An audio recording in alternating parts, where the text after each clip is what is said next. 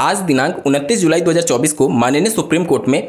Honourable justice Sudhanshu Dhulia जी की bench में एक याचिका जो कि बीएड और डीएलएड से जुड़ी हुई है, जो चयनित बीएड कैंडिडेट हैं उनसे जुड़ी हुई है, श्री पंकज कुमार जी की याचिका पर माननीय सुप्रीम कोर्ट में सुनवाई हुई है।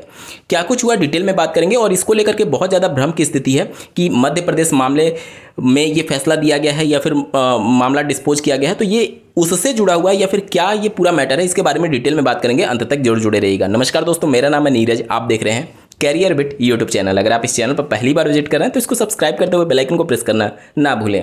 आप अपने स्क्रीन पर डायरी नंबर देख पा रहे होंगे 21767 ऑफ 2024 है और यहाँ पर आप देख सकते हैं केस डिस्पोज किया गया है, यानी निस्तारित हो चुका है। और अगर मैं आपको नीचे दिखाऊं तो यहाँ पर डिस्पोज टाइप में डिसमिस लिखा गया, यानी केस को खारिज किया गया है। अब ये केस करने वाले पिटिशनर कौन थे? तो ये जो पिटिशनर हैं ये डीएलएड की तरफ से याचिका दायर की गई थी। और किस मामले में याचिका दायर की गई थी, तो अगर मैं आपको यहाँ पर दिखाऊं तो यहाँ पर देखिए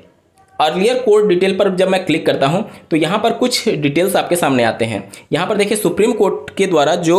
4303 ऑफ 2024 वाले मामले में 8 अप्रैल 2024 को जो जजमेंट दिया गया था, उस जजमेंट को यहाँ पर चैलेंज किया गया है। उस जजमेंट को यहाँ पर चैलेंज किया गया है। और 8 अप्रैल 2024 को कौन सा जजमेंट दिया गया था? एमपी स्टेट गवर्नमेंट के द्वारा जो क्लेरिफिकेशन एप्लीकेशन दायर की गई थी उस पर माननीय सुप्रीम कोर्ट के ऑनरेबल जस्टिस सुधांशु धूलिया जी के द्वारा क्लेरिफाई किया गया था। और उस समय ऑनरेबल जस्टिस बोस भी रिटायर नहीं हुए थे, तो उनके बेंच के द्वारा ये क्लेरिफाई किया गया कि इनका जो जजमेंट है वो प्रोस्पेक्टिव नेचर का होगा, यानी इनका डिसीजन प्रोस्पेक्टिव नेचर का होने के साथ ही साथ ऐसे बीएड कैंडिडेट जो कि ऑलरेडी अपॉइंट हो चुके हैं उनको उन्होंने बचाने के लिए 6 माह का ब्रिज कोर्स कराने के लिए एनसीटी को आदेश पारित किया था। ठीक है, लेकिन ये जो सेफ होंगे बीएड कैंडिडेट वो वाले बीएड कैंडिडेट होंगे जो कि ऑलरेडी अपॉइंट हो चुके हैं 11 अगस्त 2023 से पहले।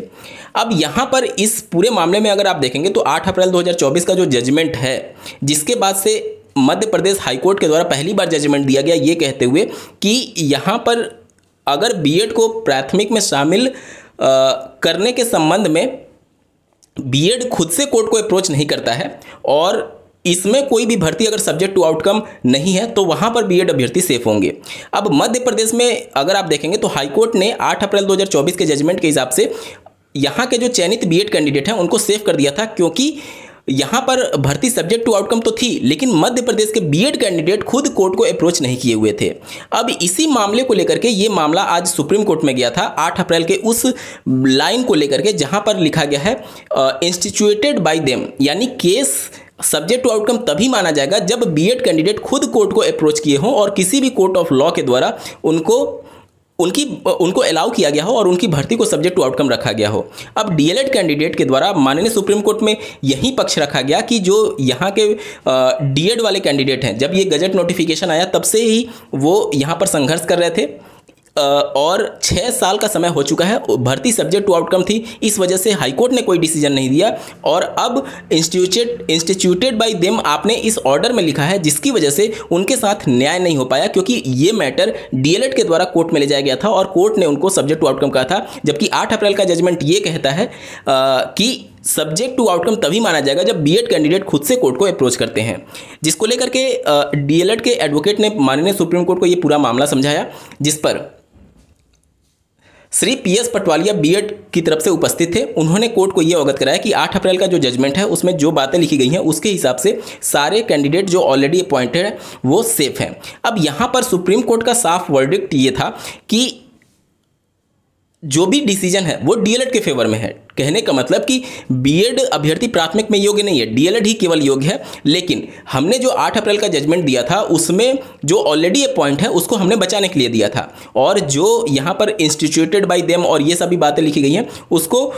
माननीय सुप्रीम कोर्ट ने स्वीकार करने से मना कर दिया है। यानी कि आज जो जजमेंट दिया गया है वो जजमेंट 8 अप्रैल 2024 के जजमेंट को चैलेंज किया गया था और उस वर्ड को लेकर के स्पेशली चैलेंज किया गया था जहाँ पर लिखा गया था इंस्टीट्यूटेड बाय देम। और इसी वर्ड ग्रुप ऑफ वर्ड की वजह से जो डीएलएड कैंडिडेट सुप्रीम कोर्ट में या फिर हाई कोर्ट में मामला दर्ज किए हुए थे और भर्ती सब्जेक्ट टू आउटकम थी, तो वो मामले को सब्जेक्ट टू आउटकम नहीं माना जा रहा है और वहां पर बीएड कैंडिडेट के फेवर में फैसला दिया गया है। तो पूरा ये मामला था, यानी कि 8 अप्रैल का जो क्लैरिफिकेशन एप्लीकेशन था उसको चैलेंज करते हुए इंस्टीट्यूटेड बाय देम वाला जो वर्ड था उसको डीएलएड वाले कैंडिडेट ये चाह रहे थे कि यहां से ये वर्ड हटा दिया जाए या फिर देम की जगह मतलब कि केवल बीएड को कंसीडर ना किया जाए। भर्ती सब्जेक्ट टू आउटकम है, चाहे कोई भी ले गया हो, चाहे बीएड वाले ले गए हो या फिर डीएलएड वाले ले गए हो, दोनों कंडीशन में सब्जेक्ट टू आउटकम को कंसीडर किया जाए और उन भर्तियों में बीएड को राहत ना दिया जाए। ये मेन प्रेयर था डीएलएड की तरफ से, जिसे ऑनरेबल सुप्रीम कोर्ट ने अस्वीकार कर दिया है और ये केस खारिज कर दिया है और ये मामला निस्तारित हो चुका है।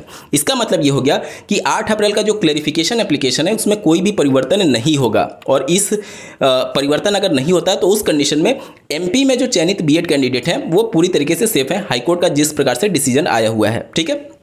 और अन्य राज्यों में अगर आप देखेंगे तो छत्तीसगढ़ का मामला अभी पेंडिंग है। तो छत्तीसगढ़ में आप समझ लीजिए कि यहाँ पर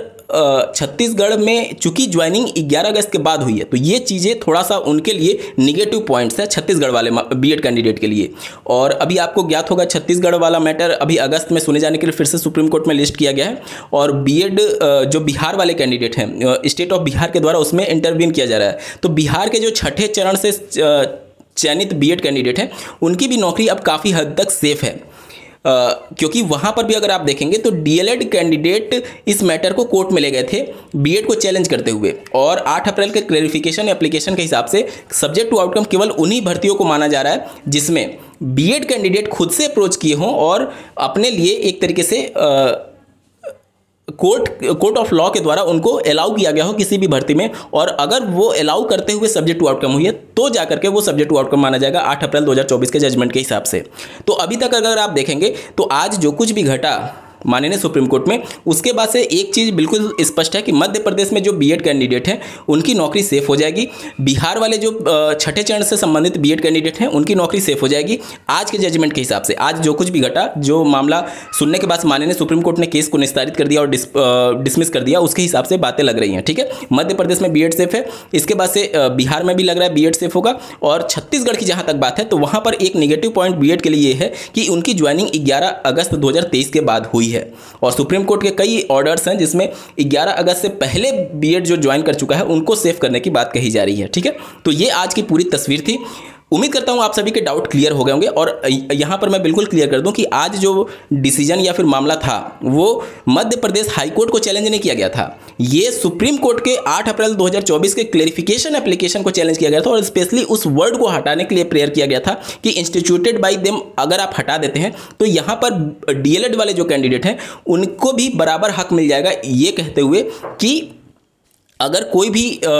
प्रताड़ित हो रहा है, कोई भी किसी व्यवस्था से अगर दुखी है तो वो कोर्ट जा सकता है। लेकिन डीएलएड की तरफ से जब पक्ष रख रहे थे एडवोकेट तो उन्होंने ये कहा कि ऐसे डीएलएड के कैंडिडेट 7-8 राज्य का नाम उन्होंने लिया जहां पर डीएलएड वाले मैटर को सुप्रीम कोर्ट ले गए थे और उन्होंने ये भी समझाया कि राजस्थान में मामला अलग है और बाकी राज्यों में मामला अलग था। राजस्थान में जो था जो डीएलएड के एडवोकेट थे वो ये समझा रहे थे ऑनरेबल सुप्रीम कोर्ट को कि राजस्थान में राजस्थान सरकार के द्वारा बीएड को अलाउ नहीं किया गया था, जिसकी वजह से बीएड अभ्यर्थी कोर्ट में गए और ये भर्ती सब्जेक्ट टू आउटकम हुई थी, मतलब वो रीट वाला जो मैटर था वो सब्जेक्ट टू आउटकम हुआ था। तो उसको आप अलग नजरिए से देख सकते हैं और अन्य राज्यों को अलग नजरिए से देख सकते हैं, ये डीएलएड के एडवोकेट ने कहा। क्योंकि बाकी राज्यों में अगर आप देखेंगे जैसे उत्तराखंड हो गया, बिहार हो गया, मध्य प्रदेश हो गया, छत्तीसगढ़ हो गया, तो यहां पर डीएलएड वाले कैंडिडेट कोर्ट को अप्रोच किए थे क्योंकि यहां की जो स्टेट गवर्नमेंट थी वो बीएड को अलाउ कर रही थी प्राथमिक में। तो राजस्थान वाले मैटर को और अन्य राज्य के मैटर को एक साथ एक चश्मे से ना देखा जाए, ये डीएलएड के एडवोकेट ने कहा। लेकिन इन सबके बाद से सुप्रीम कोर्ट का अगर आप पॉइंट ऑफ व्यू देखेंगे तो वो उनका पॉइंट ऑफ व्यू बिल्कुल क्लियर था कि वो ऑलरेडी जो अपॉइंट हो चुके हैं 11 अगस्त 2023 के जजमेंट से पहले और जो खुद कोर्ट ऑफ लॉ के द्वारा अलाउ ना किए गए हों और जो नोटिफिकेशन में शामिल हो उनको वो बिल्कुल सेव करने के मूड में है और इस वजह से इस प्रकार का आज का जो पूरा मैटर था वो डिस्पोज हुआ है और डिसमिस किया गया है। कहने का मतलब कि इसका पूरा इंपैक्ट मध्य प्रदेश पर पड़ेगा। मध्य प्रदेश के जो चयनित बीएड कैंडिडेट हैं उनकी नौकरी काफ़ी हद तक सेफ हो चुकी है। बिहार के छठे चरण से संबंधित जो भी बीएड कैंडिडेट हैं उनकी नौकरी काफ़ी हद तक सेफ हो चुकी है। काफ़ी हद मैं इसलिए कह रहा हूँ कि अभी मामला पेंडिंग है माननीय सुप्रीम कोर्ट में छत्तीसगढ़ वाले मैटर को लेकर के। ठीक है, तो ये सारी चीज़ें अभी तक की स्थिति के हिसाब से तस्वीर साफ हो रही है। आपको ये वीडियो कैसा लगा कमेंट के माध्यम से जरूर बताइएगा और ऐसे ही महत्वपूर्ण अपडेट के लिए चैनल को सब्सक्राइब करना ना भूलें। इस वीडियो को देखने के लिए आपका बहुत बहुत धन्यवाद। भगवान करे आपका दिन शुभ हो।